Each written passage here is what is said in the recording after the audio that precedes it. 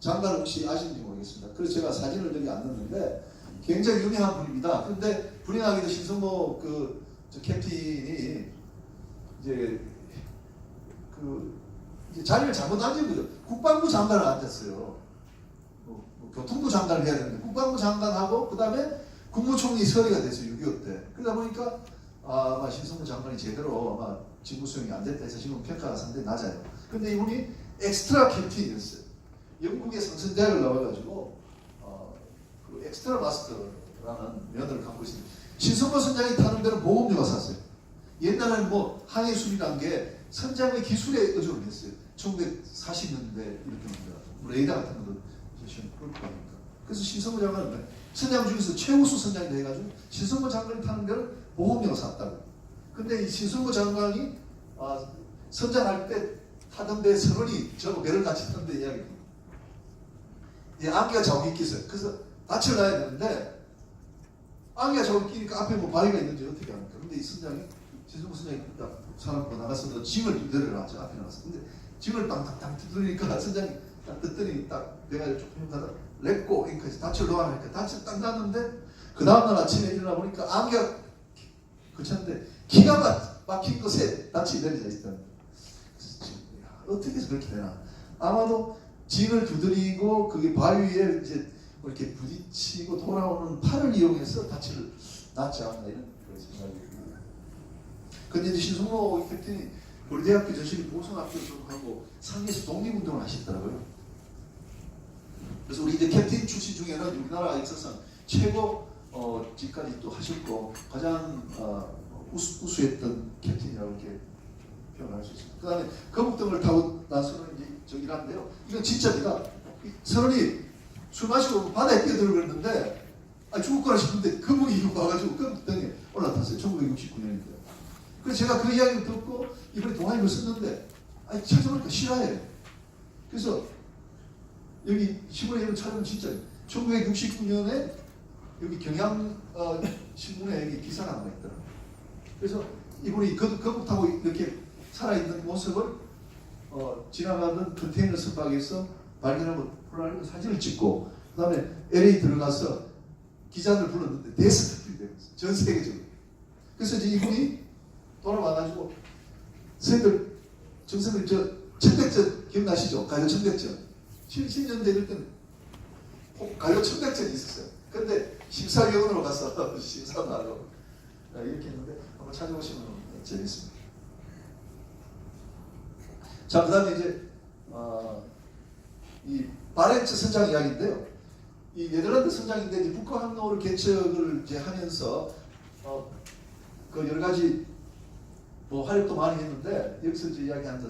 굶어 죽는 때도 선장이 우리가 맡은 화물에 대해서는 손을 대지 마라. 그 안에 먹을 수 있는 음식 같은 것들이 들어있었어요. 이걸 이제 동방에 갖다 주는 그러니까 북극을 통해 가지고 알래스카를 통해서 이쪽 그 동방으로 올리려는 그런 시도를 하고 북극을 지나가다가 그 갇혀갖고 실패를 끝났거든요. 근데 나중에 이 사람들 보니까 그 음식물을 손을 안 댔어요. 그러니까 이게 너무나 감동적인 이야기가 된 거예요. 선장이 사람들은 우리에게 맡긴 화물에는 손대지 마라. 근데 음식인데 손을 안 대고 이 사람들이 돌아왔는데 많은 사람들이 죽었어요. 그걸 먹었으면 살았을 때 죽었어요. 그래서 이 일화가 우리가 이제 화주들이 맡긴 화물에 대해서는 운송인들이 이렇게 목숨을까지 바쳐서 지켜야 된다. 그래서 그 네덜란드 선원들의 신뢰가 높아져서 해운 강국이 됐다는 이야기고요. 그래서 이 선장 이름이 여기에 이제 바렌츠 배라는 이름으로. 자, 그다음에 그 오징어 이야기인데 오징어 이야기 간단하게 하면 우리 뭐 동해안에 소 키우는 거하고 비슷합니다. 오징어가. 근데 우리가 그때는 뭐 오징어 다리를 하나씩 떼가지고 우리 엄마들이 오징어 건조하면서 떼가지고 우리 오징어 다리를 이제 학생들 도시락 반찬에 있었어요. 그래서 서울에 계신 여러분들 대단히 죄송한데 어떤 거 보면 오징어 다리가 9개인 게 있었어요. 우리 집에서 만든 것도 있을 수 있어요. 그래서 한 축은 10마리인데요. 그 제일 위에 튼실한 놈을 딱 하는데 거기는 10마리를 해줘요. 그리고 밑에도 10마리를 해줘요. 근데 중간에 한두 마리 정도는 우리가 9개. 저도 그랬어요. 그래서 넣어가지고 그러면 전부 20개 다리가 10개씩 있는 걸 알고 돈을 받아요. 근데 그때는 애교로 봐줬습니다. 우리 다 4개월이니까. 자, 이거는 이제 인도양 항공권에서 영어 공부 열심히 했다는 이야기인데요. 제가 이제 배를 탔는데 어떤 국장님이 단파방송을 가르쳐 주시더라고요. 단파방송. 단파방송에 보니까 미국의 소리, BOA 방송인데 우리말도 있고 영어 방송도 있어요. 그래서 이걸 통해 가지고 제가 영어 공부를 참 많이 하게 되는데 그 중에서 보니까 미국의 역사에 대해서 이렇게 쉽게 이야기를 하는데 제가 여기 보니까 타임즈인데 1945년에 나온 타임즈입니다. 이거 이제 그 다음에 나온 것도 연결되는데 이런 리비츠 미국 해군 제독에 대한 이야기 등등 들으면서 영어 공부를 했는데 그러니까 배 타면서 이렇게 공부할 수 있는 시간이 참 많았다. 우리 저 오페양대학교 우리 학부모님이 나오셨는데 배 타면서 큰 장점이다 이렇게 말씀드리고 싶고요. 그 다음에 제 자랑이기도 한데요. 배 타면서도 영어 공부를 열심히 했습니다. 미국에 나가면 중고 서점이 있는데 아주 쌌어요. 그래서 이게 내 책장에 감춰둔 책입니다. 제가 배 타면서 읽은 책인데 한 60권 정도 됩니다. 근데 여기 보면은 이제 찰스 톤이라고 되어 있는데 사우스캐롤라이나에 여기 갔을 때 스프링 이글스 타는데 내가 이걸 1989년 2월 18일에 샀어요. 그래서 사갖고 서명해서 이렇게 하는데 아까 말씀드린 카세트 초이스 다 없어졌어요. 근데 제가 선원 생활로서 남아있는 추억은 바로 이 책밖에 없더라고요. 근데 자랑스럽게 생각하는 것은 이겁니다. 영어권 민족사라고 이렇게 표현이 되어 있던데 윈스턴 처칠이 쓴 책입니다. 영어를 말하는 사람들의 역사에서 있는데 제가 중국 선임 갔더니 제 4권하고 1, 2권을 찾아서 이걸 샀습니다. 근데 보니까 3권이 없어요. 질이 4권이에요. 근데 92년 호주 시드니에서 찾아가지고 이 4권을 튀었습니다. 이렇게 윈스턴 처칠이 쓴 영어권 민족사라는 책 4권이 있습니다. 제가 아주 자랑스럽게 생각하는데 배 타면서 제가 취미생활로 책을 이제 수집해서 지금도 이제 가지고 있습니다. 책을 참 많이 읽었는데 도움이 많이 되었습니다. 그 뒤에 대학원 시험 볼 때 등등 했어요. 자, 그다음에 이제 플랜 C를 준비하는데 이제 마지막 회에서 선장이 불러가지고 선장 이렇게 좀 준비하십시오 이렇게 하는데 우리가 보통 이제 플랜 B만 이야기하는데 여기서 이제 플랜 C까지 준비하라. 바다는 워낙 위험하니까 그래서 좀 준비성 있게 이렇게 했다는 거고. 그다음에 아까 여기 배열자리 잡는 거를 이제 생각하도록 생각이. 자, 그다음에 이제 한 5분 정도 우리 관련된 물류 현안에 대해서 말씀드리는데 여러분 보시면은 우리가 사고가 끊임없이 납니다. 그 사고가 끊임없이 나는 이유는 큰 상선에서 나는 거 아닙니다. 큰 상선은 이제 IMO라는 국제 체계하에서 속해 있기 때문에 우리가 잘 되는데 우리 안에 연안 쪽을 말이죠. 연안 여객이라든지 그다음에 어선들을 보면 저는 이제 조선시대 때 그대로 나온 표현이에요.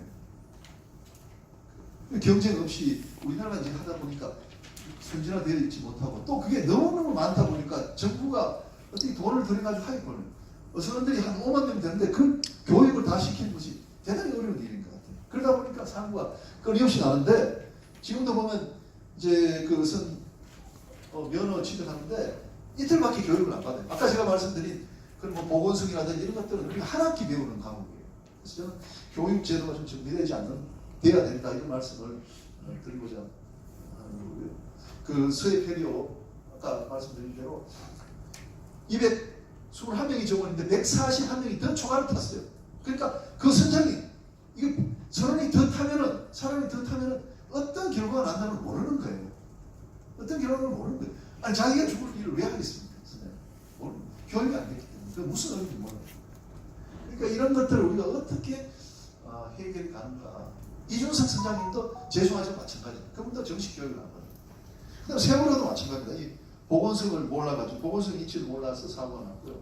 근데 서해 같은 거 아까 이제 무력하고 중력의 내용을 몰랐고 그래서 좀 교육을 더 시켜야 되겠다는 이야기고요. 그다음에 전기선하고 이제 부전기선인데요. 지금 자꾸 우리가 전기선이 어렵다는 이야기를 왜 하냐면요. 전기선은 이제 무역과 관련되기 때문에 안정적인 운송이 돼야 됩니다. 그래서 1900년경부터 한 100년 동안은 미국에서도 이 전기선에 대해서는 무역과 관련되기 때문에 안정적인 운송이 필요하다. 그럼 어떻게 됩니까? 전기선사가 최소한의 수입은 되도록 해야 됩니다. 그러면 운임을 일정하게 유지해줘야 됩니다. 이게 통역이 됐어요.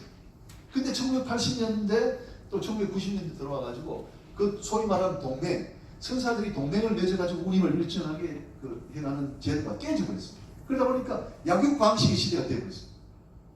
그러니까 선박은 많아지면서 수요는 일정하니까 운임이 떨어질 수밖에 없어요. 그러니까 지금 운임이 옛날에 한 10년 전에 2분의 1밖에 안 돼요. 그러니까 서로 치킨 게임을 하는 거예요. 그래서 이제 어렵습니다.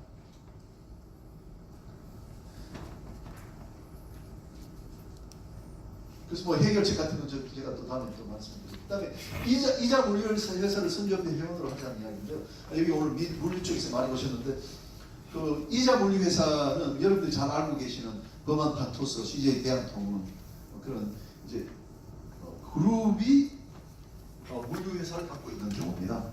근데 이자 물류 회사가 지금 한 10년 전부터 어떤 영업을 하냐면은 옛날에는 LG하고 우리가 현대생선하고 운송 계약의 중간자 역할을 하고 있습니다. 그러면 운임은 현대상선이 다 받아오는 겁니다. 그럼 지금 어떻게 하냐면 LG하고 범한 판토스하고 먼저 운송 계약을 한번 체결합니다.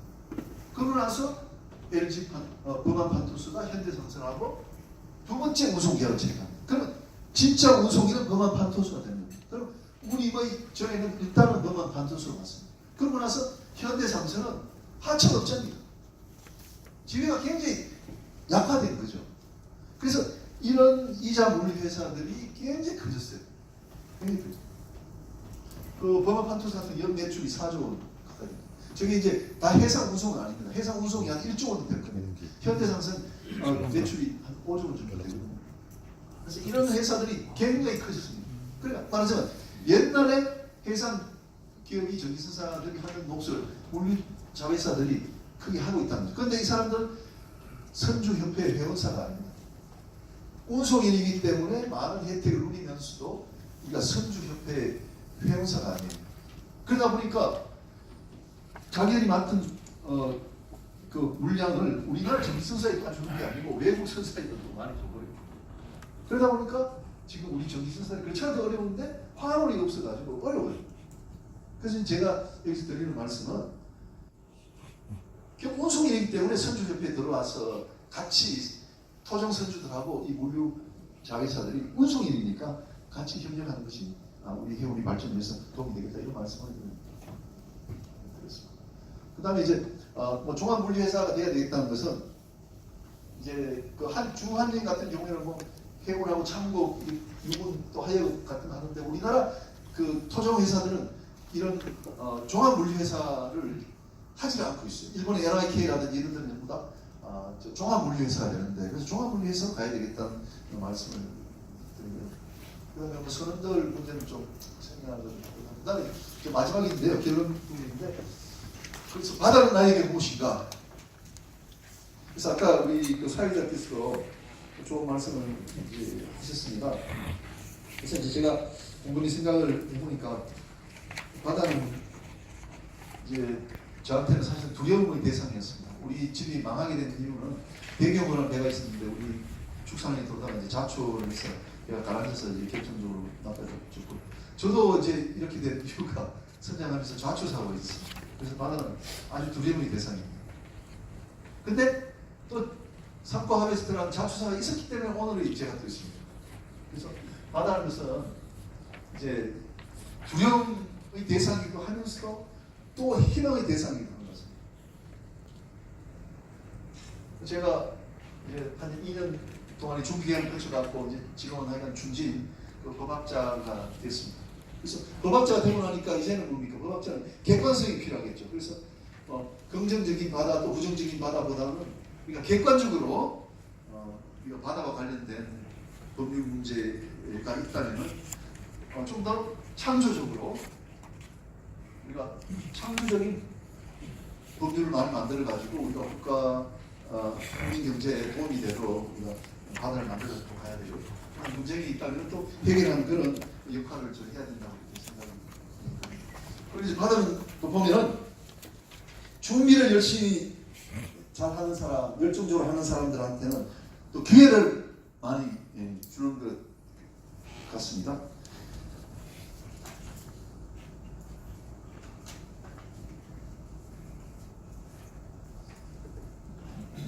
그래서 이제 그 바다는 이제 겸손하고 또 열정적으로 준비하는 자에게 기회를 많이 주는 것 같습니다. 제가 마지막으로 두 가지만 좀 드릴 것 같은데요.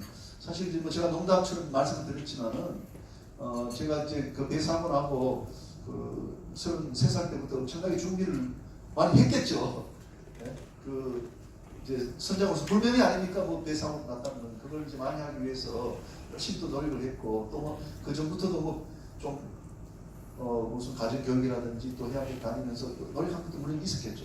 그래서 준비를 오랫동안 하고 그 다음에 박사학위를 받고 지금까지도 계속 열심히 합니다. 새벽 4시부터 일어나서 사람들이 보시면 뭐 그렇게 열심히 안 할 정도로 계속해서 한 20년 이상 열심히 했더니 뭔가 이제 인정이 돼서 고려대학에 또 교수도 맡고 아까 또 말씀하셨던 영광스럽게도 또 해양수산부 장관 또 후보까지 이제 뭐 물망에 오르고 이렇게 했는데 그래서 바다라는 것은 결국은 우리한테 가르쳐주는 결국은 두려움의 대상이긴 하지만 열심히 열정적으로 준비하는 또 기회는 또 주는 것이고 우리나라가 또 학연 지연이 또 많이 난 사회이긴 하지만 또 저 같은 사람한테 기회를 주는 걸 보면은 우리 사회도 굉장히 많이 발전됐다 이렇게 해서 앞으로 우리가 준비를 잘해서 바다를 향하고 나가면 너무나 좋겠다 이런 말씀을 드립니다. 그리고 마지막으로 진짜 말씀드리고 싶은 우리 남북물류 포럼처럼 우리가 빈 곳을 찾아서 이렇게 열정적으로 우리 김영민 대표를 위해서 대표를 비롯해서 여러분들 이렇게 열심히 하게 되면은 우리 사회가 더 나아지고 우리나라도 더 발전할 것으로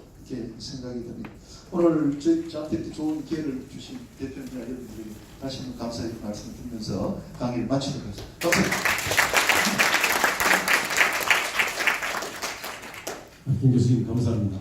그러면 시간이 좀 많이 경과한 것 같습니다만 한 두세 분의 간단한 질문을 받고 답변을 하는 이런 시간을 갖도록 하겠습니다. 혹시 질문하실 분들이 계시나요? 제가 그 질문 준비하시는 동안에 제가 질문을 먼저 하나 드리겠습니다. 어떻게 항해를 쪽에서 일을 하시다가 갑자기 법학을 공부하시기로 결심하시게 된 건지 상당히 서로 다른 분야인데 한 가지 질문 드리고요. 그 답변하실 동안 혹시 또 질문하실 분들이 있으면 기단 없이 질문해 주시기 바랍니다. 예, 제가 답변 드리겠습니다. 우리가 한국해양대학단일게요. 우리가 제가 이제 공학사 학위를 받는데요.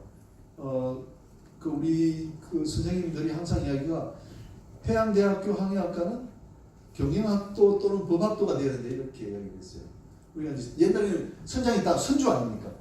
그러니까 경영학 또는 법학의 기초가 되어야 된다 이 말씀하시면서 우리한테 해상법이라는 과목을 가르쳐 줬어요. 그래서 우리가 해상법 좀 배웠기 때문에 조금은 이제 친숙했는데 제가 아까 말씀드린 그 소송을 하게 됐습니다. 아까 사고 나가지고 화주인 일본의 스미토모가 우리 선주를 상대로 호주에 소를 제기했습니다. 그래서 제가 한 보름 동안 호주 시드니에 있었는데 준비 기간이 상당히 있었어요. 그래서 제가 이제 해상법을 배웠지만 뭘 보니까 너무너무 모르는 거예요. 이 해상법에 대해서 선장이. 그래서 진짜 모른다 싶어서 여러 사람한테 물어봐도 잘 몰라요. 근데 호주 법정에서 보니까 선장 출신이 변호사하고 같이 일을 하는 거예요. 그래서 진짜 재밌겠다. 나도 그래서 이제 별 하나 달았는데 이제 집에서 슈퍼마켓 해야 되나 배뜬 해야 되나 이렇게 생각하고 있는 차에 저 재밌겠다 싶어서 이제 저 생각을 했습니다. 그래서 법학 한번 해볼까 했는데 보니까 이 해상법 하는 학자들이 있더라고요. 송상현 교수, 최희식 교수 있어서 제가 그러면 해상법을 해보자.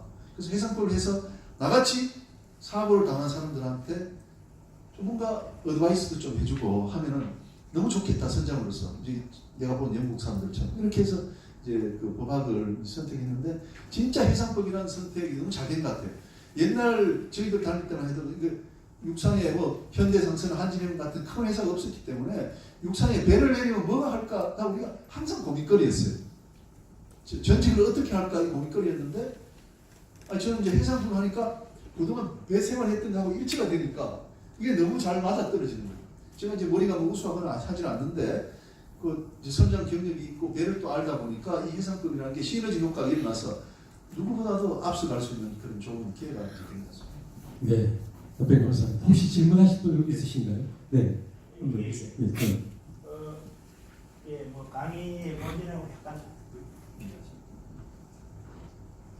강의의 본질하고 약간 벗어나는 질문인지는 모르겠습니다만 그 우리나라 조선은 세계 1등인데 왜 크루즈는 못 만들고 안 만드는 건지 그게 궁금하고 또 그 다른 나라는 조선사가 선박대사를 같이 한다는데 우리는 지금 전혀 없다는데 그 이유가 뭔지 궁금했어요. 조선사가 선박에서요. 예, 여기 예. 텍스트에 예. 보니까 그럼 제가 우리 강의를 하지 않았는데 말씀드리겠습니다. 그 이제 크루즈는 이런 게 있습니다. 우리가 시도를 몇 번 했습니다. 크루즈 했다가 파문이 망했어요. 우리나라 수요가 없어요. 우리나라가 아직은 크루즈를 탈 수요가 없습니다. 우리가 크루즈선이 있다면 우리나라를 베이스로 돌아다녀야 될 거 아닙니까? 그럼 운항을 하려면 그 배 한 척이 3,000명 타야 돼요. 그럼 우리가 수요가 없어서 그 배를 만들 수 있죠. 예, 그건 두 번째 이야기입니다. 그래서 크루즈 선사가 되려면은 여객이 많아야 되는데 여객이 없는데 최근에 들어와가지고 좀 되기 시작한답니다. 우리가 국민소득이 일정 수준이 있어야 국민들이 크루즈에 이제 관심을 갖게 된답니다. 그래서 지금 이제 아까 말씀드린 대로 펜스타 같은 경우는 전세선을 해서 그 중간 단계로 이제 가는 거고요. 크루즈 자체를 지금 배 자체를 배 만들거나 못 예. 만들거나 자, 못 만드는 이유는요. 크루즈선 건조가 굉장히 어렵습니다. 호텔 같은 걸 지어야 되거든요. 호텔 같은 거. 그래서 제가 알기로는 우리나라 조선소가 그 크루즈선을 만들 만한 아직도 기술이 아직 부족합니다. 다른 이유도 또 하나 있을 겁니다. 자, 그 다음에 조선소 관련해서 말씀드리면요. 제가 그 페이퍼를 너무 많아서 이제 생략을 했는데 그 일본은 이런 것 같습니다. 일본은 이제 안정적으로 조선이 영위가 됩니다. 근데 일본이 1980년대나 하더라도 세계 최고의 조선 강국이었거든요. 근데 우리가 치고 올라오니까 일본이 반으로 캐파를 줄여버렸어요. 그리고 우리는 그때 이제 해양 플랜트에 진출해가지고 우리가 막 뿡에 부풀었다가 한 몇 년 전부터 해양 플랜트에 엄청 적자를 받지 않습니까? 근데 일본은 이걸 이제 자기들 캐패시티에 맞춰갖고 2분의 1로 딱 줄여갖고 지금 안정적으로 되고 있습니다. 그 안정적인 이유 중에 하나도 일본은 자기의 내수가 50%라. 일본은. 우리나라는 수출 지향입니다. 우리나라는 5%에서 10%밖에 안 됩니다. 우리나라 저 선사가 우리나라 조선소에 건조를 하는 거예요. 그리고 일본은 또 조선소 자체가 또 선사를 가지고 있습니다. 선사를. 그 선사 프로테이지가 얼마인지 몰라도 조선이 지금 슬로우하면은 조선소의 그 자회사인 선박회사가 선박을 발주를 시킵니다. 그러니까 이게 일본이 캐파시티도 반으로 줄이는 데다가 자기들 자회사가 또 있으니까 일본은 안정적으로 갈 수 있는 거죠. 근데 우리나라도 이제 그런 시스템으로 가면 좋겠다. 그러니까 우리도 캐파를 좀 줄이고 우리나라 그 선사의 우리나라 조선소에 짓는 그런 퍼센테이지가 한 30%만 정도 되면은 더 안정적으로 되겠다는 것이 제 아이디어입니다. 네, 감사합니다. 그럼 마지막으로 혹시 질문하실 분 계신가요? 혹시? 네. 자, 잠깐 아까 크루즈선 관련해 가지고는 제가 연구를 많이 하고 있는데 지금 이런 이야기 있습니다. 잠깐만. 이게 이제 그 크루즈선 보면 이제 구획구획이 있지 않습니까? 우리 마트 아파트처럼 방이 3,000개면은 그 3,000명 그 배를 3,000등분 해가지고 다 소유자를 주는 거죠. 그 지금은 우리가 등기가 그렇게 안 돼 있어요. 그리고 크루즈에 이제 뭡니까 카지노 할 수 있도록 우리나라 카지노가 안 돼요. 또 아까 말씀드린 대로 우리나라 그 국적을 단 크루즈가 안 되는 이유가 우리나라에서는 카지노를 엄격히 금지해요. 우리가 불려서 오는 배들은 그 타면 카지노 가능해요. 근데 우리나라 국적을 갖고 있는 우리나라 법에 따르면 카지노가 안 돼요. 그래서 그 두 가지를 우리가 이제 해소를 해주는 방법이 좀 강화되어 있습니다. 네. 마지막에 여러 가지 좀 우리 시사점을 주는 좋은 말씀 해주신 것 같습니다. 혹시 다른 질문 없으시면은 이것으로 마칠까 하는데 우리 김 교수님께서 마지막 정리 발언 혹시 필요하신 부분 있으면 말씀해 주시면 마치도록 하겠습니다. 여러분들 오늘 아침에 이렇게 나와서 제 강의 들으셔서 대단히 감사합니다. 제가 이제 이런 요의 강의는 뭐 처음인데 이미 소문이 나가지고 사법정책연구원에서 또 바다 이야기 또 강의 다음 주에 해달라고 했는데요. 제가 이러다가 그 해양 문학 강사로 또 나가야 될지 모르겠습니다. 정말 현재 우리가 뭐 해운이나 물류라든지 이런 데 상당히 좀 어려운 환경에 처해 있습니다. 그러나 우리가 또 열정적으로 뜻을 세워서 합심해서 나가면은 반드시 우리에게 좋은 길이 있다고 생각이 듭니다. 특히 이제 우리가 화물이 많이 있기 때문에